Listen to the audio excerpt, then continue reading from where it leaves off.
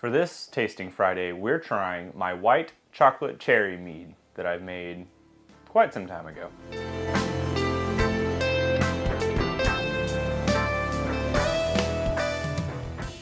Hey, this is Man-Made Mead. Today, like I said, this is another Friday tasting, and we're going to be trying my white chocolate cherry mead. Now this thing is pretty old, and I'm trying not to stir it up too much, and I'll tell you why here in a second. For one, when I did my labels for it, I forgot to change out some information from a previous label I had done. So it has the right name on it, white chocolate cherry, but it has some wrong ingredients. I'll of course put the ingredients up here. This thing is roughly about 1.5 years old, and it's been sitting for a while. You can tell that I drank some of it already. Opened the bottle with some friends the other night, but I'm gonna get this real close. Do you see at the bottom of that? There's a ton of sediment. And I'll give you the backstory for all that sediment and why it's there as this goes along. But like I said, the mead recipe was right there. It's also down below. This thing is corked. I have a bunch of bottles of it, and so I'm excited to let them continue to age. But this thing had so much sediment in it. Not every bottle has this much sediment. I think what happened was I got to the end of bottling this, and it just so happened that this bottle was like one of the last few, so it has quite a bit of sediment on top of it. So here's what we're going to do. We're going to go and pour it in. I'm going to try and not get any of the stuff at the bottom. Oh, there we go. So you can see it looks pretty nice. It's very dark. Looks like a nice, nice wine color. And I got a little bit of that sediment at the bottom. All this here is basically useless. It's just, I could drink it. It's just puree. The way I made this mead was I made a traditional mead, and then in the secondary I added cherry puree, and it was, I believe, sweet cherry puree. Let that ferment out again because it picked up fermentation again, and then I added white chocolate flavoring. That's this Brewer's Best, or it's from Brewer's Best, and so it's not a natural cherry mead. Like, I didn't use cherry juice as my base. I used like a puree, which still worked. The only problem with this is that there's a ton of sediment from that puree. And because I didn't filter my mead and I just racked it over a couple times, I didn't exactly get all of that sediment out. But let's go ahead and do a taste test of it. It smells very sweet. Yeah, and so, and like I said, I tried this the other night, but I do want to tell you everything I'm tasting with it and kind of tell you if it's worth it or not to try to make this mead. So, you definitely get a cherry smell, a little bit of chocolate, not a lot. White chocolate is it's a muted flavor in my opinion. Yeah, okay, let's see. It's very, very sweet, which is nice. You'd think you would want that with a mead like this because it's more of a dessert mead. It's not so much just a casual drink all the time. It's very wine-esque because the cherry.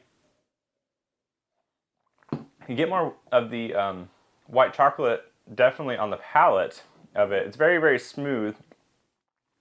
So I think it definitely fits the bill of what I expect a dessert mead like this to have. Sweetness, it's got some honey character, a little bit of honey character, but it happens way on the end of the drink, not necessarily on the forefront.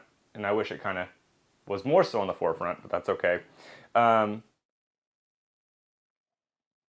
not a lot of tartness to it. It's a little bit like when I drink a mead, I try to figure out how dimensional it is. So does it have some sweet to it? Does it have some, let's say, tang? Does it have honey character, warmth from the honey? Does it have a bite from the alcohol? Is it smooth? Is it earthy? Does it have like all of these different flavor profiles that help give it more dimension? This thing's like two-dimensional because it's got sweetness, it's got a little bit of honey character, but that third dimension of really, I would say, getting into the extra flavors like oaking. Is it tannic? Does it have some tang to it? Does it have some earthiness? Those things also matter too to make it more dimensional. This thing's about two-dimensional in my opinion. It's good cold though. It's very refreshing. That's one thing I do like about it. I would definitely, drink this after a nice dinner, I would suggest making this yourself. My suggestion to you, if you did try it, would be to actually use, if you use purees in general, make sure that you rack many times so that you're not dealing with a lot of sediment issues, because that's where a lot of these problems occur, is with clarity, is in sediment. So keep that in mind as you're making your stuff. If you're going to make this, you could try using a cherry juice base and see if that works. What I have found whenever I use juice bases, I've so far used apple juice as a base before to make a sizer, cherry juice for a chocolate cherry mead, a different chocolate cherry mead I made, and a grape juice. Anytime I've used juice, it's normally lost a lot of the character from that in the primary, and that's because in the primary, most of the flavor pops out as aroma, gets sent out the airlock. So you really have to probably back sweeten / add more of your juice in the secondary. Then we get into some other problems of if you add more sugar into your juice or into your mead, then the yeast pick up again if they can, blah, blah, blah. I'm not going to get into that. I would try this mead again, and I would definitely use cherry juice as part of the base. I'd use some water, and then of course honey, because I really want to get that honey character. I also probably would have used more honey in the beginning of this, and then hopefully not had to back sweeten as much in the future. But this mead's really interesting, and I wanted to share it with you guys because it is a lot of fun to make, and I still have up above me, like, I don't know, 15, 16 bottles of it, and those will continue to age and get better and better, but I am excited to let those age, and I will definitely be enjoying the rest of this glass. I encourage you to try making your own meads, regardless of how, crazy of an idea it is or how simple it is. Make something. Of course, make some easy recipes so that you can get a basic idea of mead making, then start to go crazy. But I will be continuing these Friday tastings as much as I can.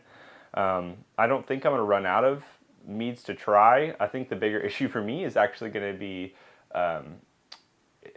the time of it, if I have the ability to do the timing with it. So I hope that I'll be able to do this. Thank you guys for watching. I am excited to keep doing these, and I hope you will go in the comments and tell me if you've made something like this before, or if you have any ideas for meads you'd like me to make in the future, or videos. Let me know. I would love to try and do that, because I want to entertain you guys, and hopefully I'll get to do that for as long as I possibly can. So thank you guys again for watching. Check out the links below, and have a great day. Cheers.